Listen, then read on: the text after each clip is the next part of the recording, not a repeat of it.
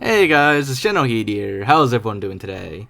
So, for today's video, I'll be showing you guys the secret vehicles hidden in Halo 3 that you normally can't drive.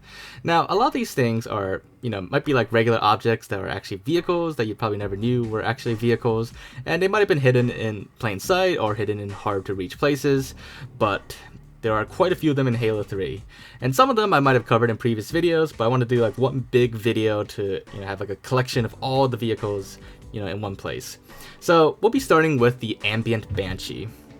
The Ambient Banshee is found only on the mission 0117, and it looks like a regular Banshee. It pretty much is. The only difference, I guess, is that without any modding, this Banshee is actually not usable by players. If I spawned it in without any changes, I actually could not get in. But I did mod it to be player drivable just to see what it's like, and it seems to just fly and handle like a regular Banshee. But one odd thing about this Banshee is that if you crash into a wall, even with full shields and health, you die instantly from that explosion. I don't know if that's just a campaign thing or not. I'm not actually positive on that, but I know in multiplayer or Forge, when you crash a Banshee, like a regular Banshee, you will actually survive that. Those Banshees have a safety feature that pretty much eject you when you crash. So that might be the only difference with the Ambient Banshee. Next up, we have the Phantom Chin Gun. The Chin Gun is the shade turret that's attached to pretty much every Phantom in this game.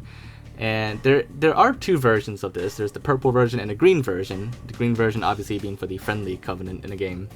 But it is a separate vehicle, and surprisingly, it's actually quite drivable. Only like very minor changes had to be made for it to actually be drivable.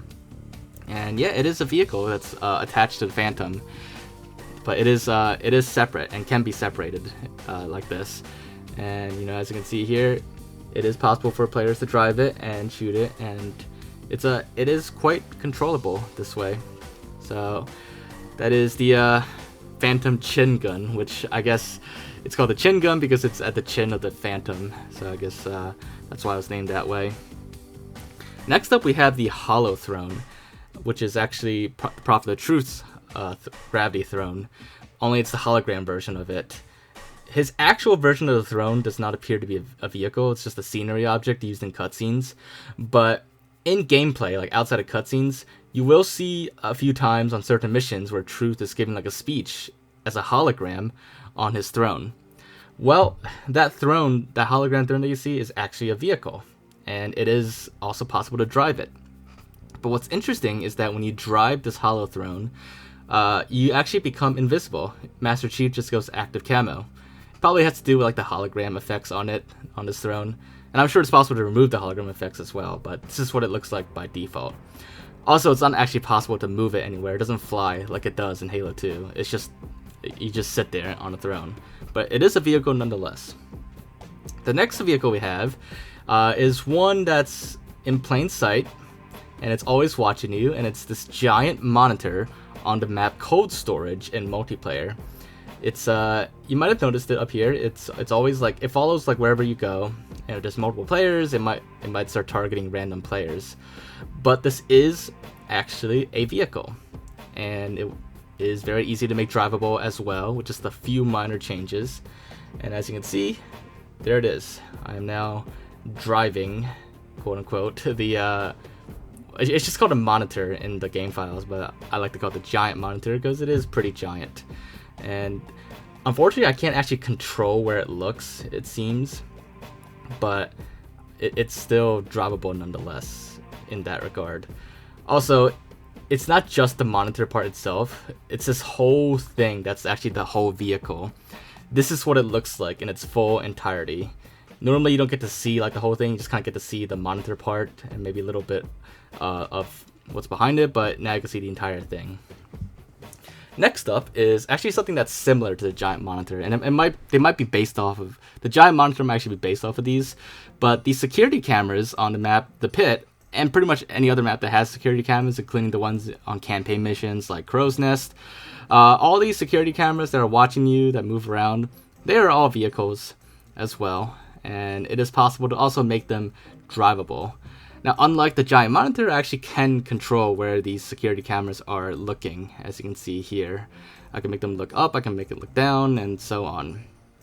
So these are totally drivable and look around, but I can't really do anything with them. Fun fact: that giant monitor, it does have a weapon attached to it, but it seems like that weapon doesn't do anything. It has no effects, got no projectiles. It just has a weapon for some reason. It's possible at some point the giant monitor was supposed to be like a guardian kind of thing, like the turrets on Sandtrap, but they removed that. But that's just a guess. Anyways, next up we have the Covenant Insertion Pods, or sometimes called the Covenant Drop Pods. And it's actually possible without any modding to get into these pods.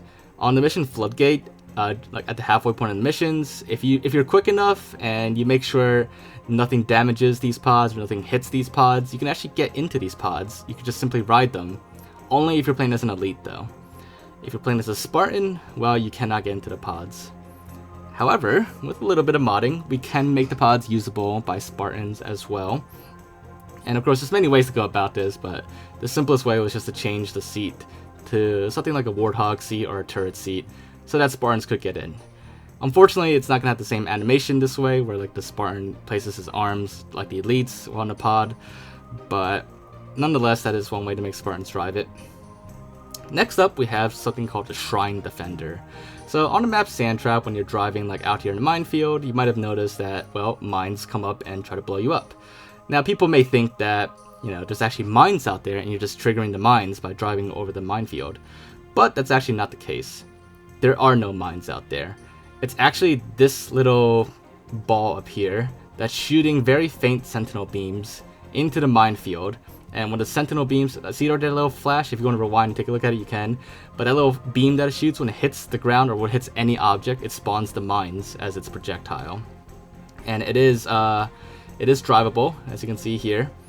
And obviously it requires a few minor changes as well to make it drivable, but it is drivable and even player controllable. And it does rotate with me as well. It is essentially just a turret. And back in the day, it was often called the Da Vinci Code Easter egg, but it is actually called the Shrine Defender, and it is the Guardian on this map. It's just a floating little turret at each tower. And just firing a beam, hitting something triggers the mines. That's how it actually works. There is no minefield. Likewise, on Sandbox, it also has something very similar called the Sandbox Defender. Now, on this map, there's no minefield, but if you go far enough outside the map, your screen will flash as a warning for a little bit, and then the towers will shoot beams at you. Now, people may think it's the towers shooting at you, but again, it's actually not the towers. It is actually those little Easter egg, Da Vinci Code Easter egg balls that are shooting at you. And just like on Sandtrap, they can be made drivable very easily, like so. So here we are, about to get in, and they are called plasma cannons for some reason by default. I'm guessing they were based off of plasma cannons or like modified off of that for this. But yeah, so now we can get in, and just like on Sandtrap, we can control it. Now, there are a few other differences with this Defender or this Guardian on this map. Mainly that it has two firing modes. Using the left trigger to fire, if I recall, fires the warning shots. That's the thing that, like, when it hits you, it makes your screen flash. You know, like when the towers are warning you to go back in the map. So that's the one mode of fire. The other mode is the main mode, where it actually fires the lethal beams that kill you. And yeah, it's, as you can see here, it is fired from the little Easter egg, and it rotates just like it does on Sandtrap.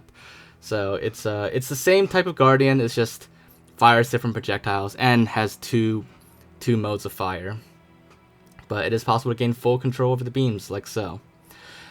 Next up, we have the Covenant Defender, or I think in the game file it's just called Cov Defender. But these are the turrets on Sandtrap. Like, these are also vehicles hiding in plain sight. And with a little bit of change, you can also drive them as well. And these are actually kind of fun to drive, and these are, well, they're basically also based off of plasma cannons. It seems like all the Guardians on Sandbox, Sandtrap, and Snowbound are all based off of plasma cannons, or at least they just use, like, the strings for plasma cannons. But yeah, as you can see, they're fully drivable and fully controllable. And actually, in this case, it's kind of funny, like, the way the Spartans, like, ride these turrets and control them. But yeah, so that's what it's like on Snowbound. And just a little fun fact, these their shots, the projectiles, they're actually very powerful projectiles. You can't destroy the turrets with them, but almost very few things can actually block them. They can actually like penetrate shield doors and bubble shields and like all that. So they're really powerful shots. Very difficult to stop by like normal means. Next up, we have the golf ball. First introduced on the map Sandbox, if I recall correctly. And well, some people might have noticed that sometimes if you like knock a golf ball around and you hold like B or whatever button you use to drive vehicles, the golf ball actually like flips a little bit. You can see here like if I like hold the flip button near it, it just flips by itself. So some people have noticed that for a while, and that the reason why you can flip a golf ball is because it's actually a vehicle. And with a few more changes than most things, it can actually be made drivable as well. So yeah, that's what it's like to drive a golf ball. It doesn't move around. You can't, just as it is, you can't really make it like truly drivable. You can just mostly just ride in it, sit inside a golf ball. Now likewise, the soccer ball is also fully drivable too. It's just like the golf ball. Well, actually, it's more accurate to say the golf ball is just like the soccer ball. So I'm pretty sure the golf ball is just like a reskinned soccer ball. But yeah, they're both drivable the exact same way, exact same method, as you can see here. And yeah, that's basically all there is to the soccer ball. And just like the golf ball, if you knock the soccer ball around, you can hold, the flip button near it, and it will actually flip by itself and roll around. It's because it's a vehicle, and it's like flipped over, so that's why that works. Next up, we have the Pelican rocket pods. These are those rocket pods that are attached to certain Pelicans. I think we only ever see it once, actually, in the Halo 3 campaign on mission 017, where the Pelicans fire rockets. Otherwise, on other missions, I think we just see like regular Pelicans without rocket pods. I'm pretty sure. I could be wrong about that. I don't really remember all the instances of rocket Pelicans in the Halo 3 campaign. But they are on some multiplayer maps as well, and on some campaign maps. And they are also vehicles. They are separate vehicles, separate from the Pelicans. They are just attached to the Pelicans and can be fired by AIs. But again, they can be spawned separately, technically, and also driven by a player, with a few changes. And last but not least, here's a classic. This one is the AA Wraith. As you know, in campaign, the AA Wraith cannot normally be driven by players. Once you kill the driver of the AA Wraith, it will instantly blow up, and it's just simply not drivable. But with a very, very simple old trick from the old days, the AA Wraith can be drivable to players, and it is a very powerful vehicle that's very fun to use in a campaign. It is now spawnable actually in Forge with ever since like one of the newer MCC updates for Halo 3. But back in the day, this was a very inaccessible vehicle. But it is drivable, and it's really fun to use in campaign. But of course, like I said, now in Forge, it's really like a non-issue now. But yeah, so there you guys have it. That is all the little secret hidden vehicles in Halo 3 that you normally can't drive. Some of them were hiding in plain sight, and some of them were a little harder to find and not as obvious. But alas, now you've seen all of them and what it's like to drive them as well. Hopefully you guys enjoyed this video, and if you did enjoy it, make sure to leave a like. Leave your thoughts in the comments, and if there's something to check out or look into, just let me know. But other than that, make sure to subscribe, and I will see you all next time. Bye guys!